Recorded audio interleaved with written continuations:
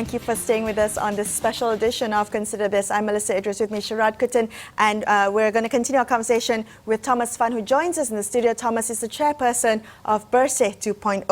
Sharaad, you had a question for Thomas? Yeah, I'm just coming off what Fuad Rahmat from Nottingham University kind of suggested, which is that much of the language reform is legalistic. And one of the things, and the buzzwords around it are like colorblind, the new Malaysia would not even think of race. But in doing that, did it then foreclose the possibilities of even recognizing that there were genuine anxieties among people, that this was going to be a long-term project, not something that could be fixed in Parliament, but it really also was cultural and social in nature? Do you think that element is missing, in the thinking about reforming Malaysia? Yes, I think the problem that was described by what is real, and it's actually very deep-seated, and it goes back to way back probably, and I think that's a real concern, because it does also affects the kind of politics that we are seeing right now, manifesting itself in a very identity-based kind of politics. But I think for what we are doing in electoral reform, we are extremely aware of that situation.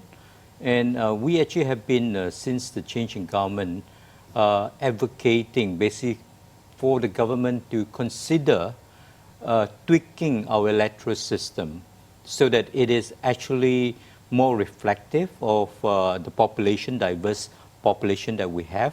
Not just by ethnicity, because we cannot assume that all Malay are the same, but there are different shades, and all Chinese are the same, or Indian are the same.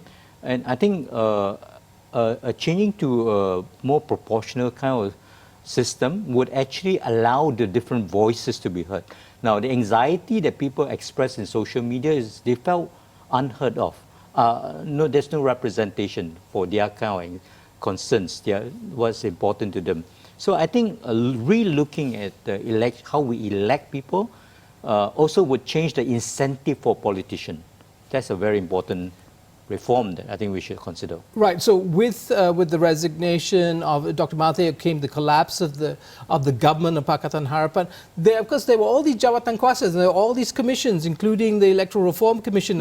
What news do we have of that? I mean, is that ended? Were you all sent letters to say, I'm sorry, don't have to come into work on Monday, there's no more meetings? Well, what happened to that? Well, actually, we are on the Electoral Reform Committee, and we have a monthly meeting on Wednesday, last Wednesday of the month, and it happened to be tomorrow, and I got an email saying that has been postponed.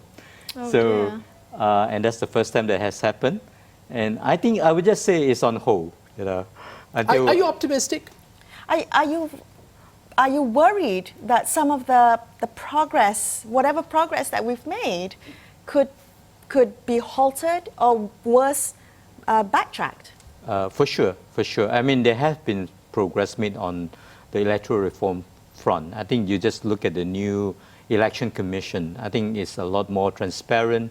It's a lot more efficient in running by-elections. We're just afraid that can be reversed, because the power is still in the hand of the Prime Minister.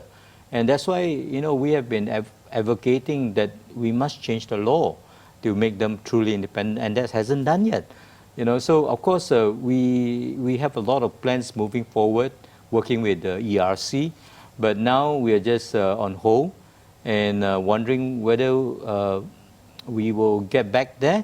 But whatever it is, we're here for the long haul. We'll keep pushing for reform, whoever is in government. We do have, of course, one other legislative, kind of win for the government, which was the lowering of the voting age. Now, can that be reversed, or will that be, if, say, for instance, we go to a snap election, will that be put in place? Will people at 18 be voting in the next election if it was held in the next 6 weeks or so? Yes, that was a great success of the Pakatan Harapan government, lowering to 18 and automatic voter registration. And that is a constitutional amendment which I don't think can be reversed, But unfortunately, if there's a snap election called within 6 weeks to to 60 days, that won't be in time. Because from the very start, the chairman of the Election Commission has said it would take them about 1.5 to 2 years, and we are looking at mid next year before this can materialize, and we won't be in time for it. So 18 and above, unfortunately, 18 to 21, you can't get to vote if there's a snap election. Okay, we're going to take a quick break, come back and join us after this more on Consider This. Stay tuned.